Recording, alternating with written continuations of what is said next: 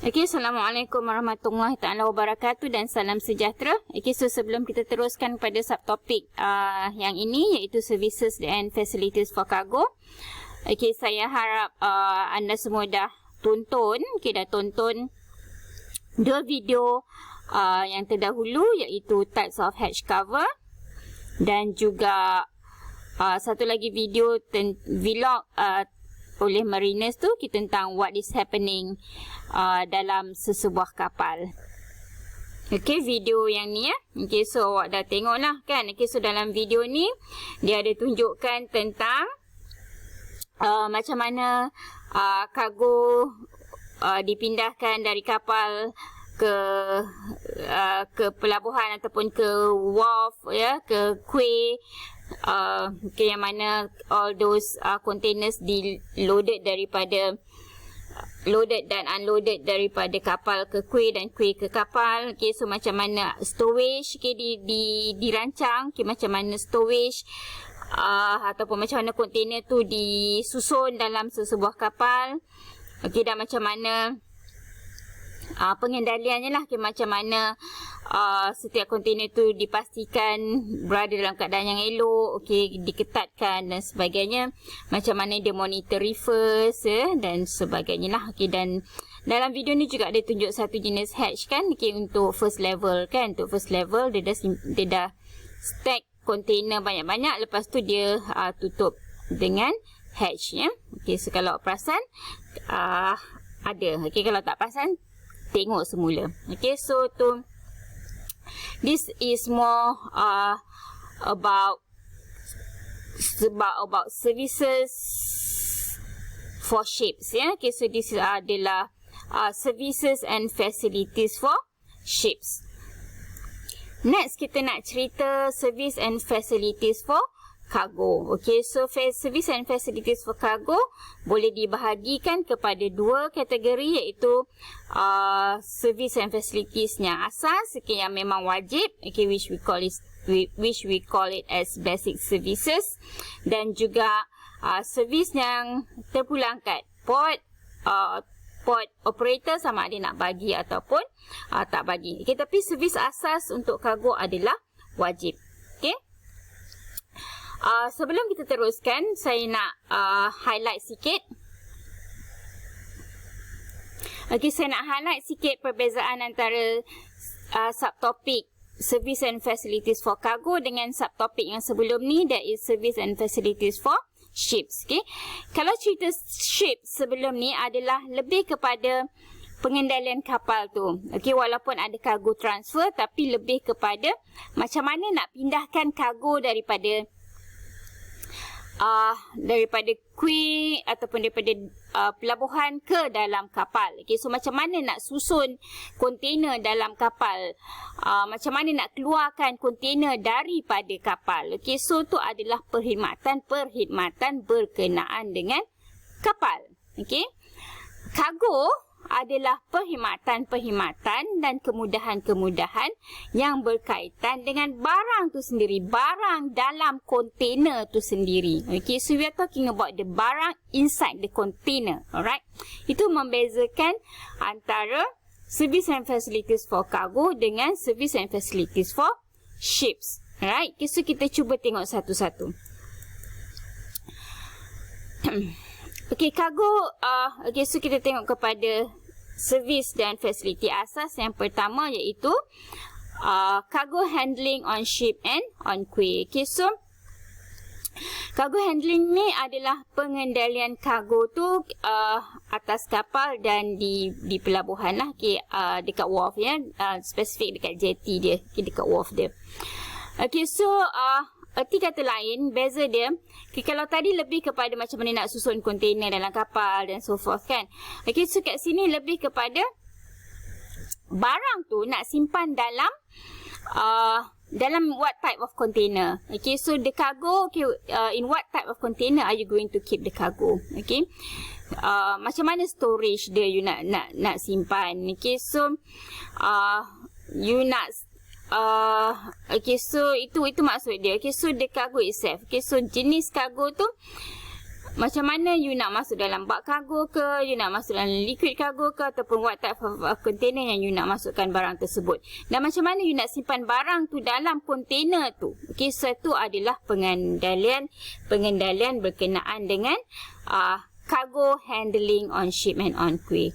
Okey, so lepas tu barang tu dah naik ataupun turun dah. Okey, so bila barang tu dah naik dan turun daripada kapal, macam mana you nak transportkan barang tersebut? Okey, macam mana you nak angkut barang tersebut, nak pindahkan barang tersebut, nak simpan dia, okey, nak terus bawa dia ke hinterland ke, nak terus bawa dia ke warehouse ke, ataupun nak terus hantar ke pembeli ke. Okey, so tu adalah pengendalian kargo. Okay, so apa transport yang you nak gunakan? Okay, kat mana you nak simpan? Kat mana warehouse you nak simpan, kan? Okay, so macam mana you nak simpan dekat dalam warehouse? Itu semua berkenaan dengan barang tersebut. Tapi first of all, yang lebih penting, bila barang turun daripada kapal, you kena buat tallying, marking and weighing. Okay, so maksud tallying adalah macam audit lah, ya.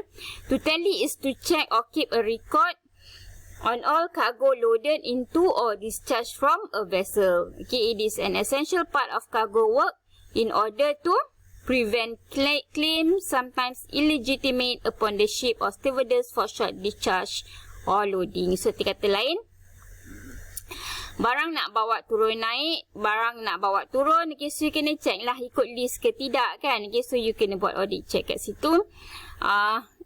Ikut invoice ke tidak, ikut PO ke tidak, kan? Dan sebagainya lah. Okay, so you buat audit check. Memastikan barang yang turun naik adalah barang yang sepatutnya. Okay.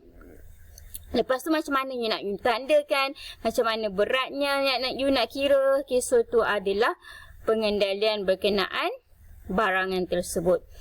Okey, selanjutnya yang juga berkenaan pengendalian asas kargo adalah sekiranya barang itu adalah dangerous goods, ya. Dangerous goods ni dia memerlukan pemerhatian yang khusus, ya. So macam mana you nak agihkan ataupun macam mana you nak asingkan dangerous goods produk, ya, dangerous goods cargo. Okey, so dia memerlukan pengendalian yang lebih berhati-hati, pengendalian yang khas lah, bukan setakat berhati-hati, ya. Dia memang ada pengendalian khas, dia ada packaging khas, dia ada container khas, dia ada labeling khas dan sebagainya. Dia kena ada tempat khas yang bersesuaian juga. Okey, so that is dangerous cargo segregations. Lain daripada tu, custom and documentary control. Okey, so ni berkenaan dengan dokumen-dokumen kawalan custom. Okay, ni lebih pandai lah. Okay. Berbeza dengan yang tadi ships, okay, yang ni lebih kepada berkenaan dengan kargo. Adakah barang yang masuk tu barang yang sah, okay, yang memang boleh dibawa masuk ke dalam negara, kan? Adakah ianya barang yang seludup atau tidak? Okay, adakah ianya barang yang ada permit?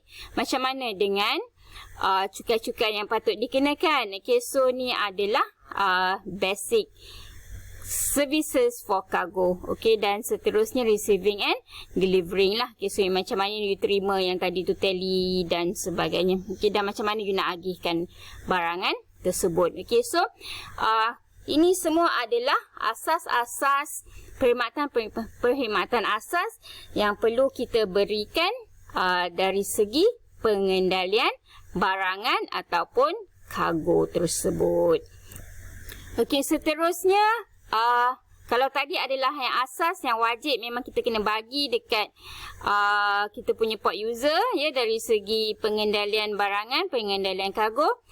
Yang ini adalah perkhidmatan tambahan yang juga boleh kita berikan lah. Okay, yang kita mungkin boleh bersih-bersihkan kargo, kita boleh prepare kargo tu, yang macam kita cakap tadi, kita boleh bahagi-bahagikan.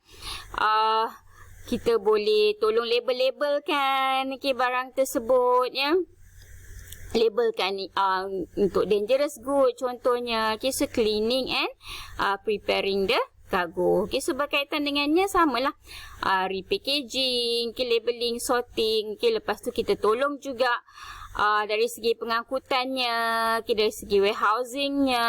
Okay, so itu adalah setting up logistik network. Okay, dan seterusnya maksudnya kita dia bukan setakat asas bila barang sampai tau. Okay, setting up logistic network ni maksudnya barang sampai daripada kapal, turun daripada kapal sampai kepada customer user kita. So kita tolonglah dia dari segi logistic network dia kat situ. Okay. Dan seterusnya kalau nak, kita juga boleh bagi added value dari segi marketing packages. Kan kita boleh tolong jual juga kalau nak lah. Kan, okay, dan kita jual dalam skala yang lebih besar lah. Bukan sahaja untuk pasaran tempatan, malah pasaran luar negara. Yang mana just pindah kapal je dekat pelabuhan kita. Okay, so tu contoh added value untuk kargo kita. Untuk barangan-barangan yang sampai ke kita punya pelabuhan. Okay, so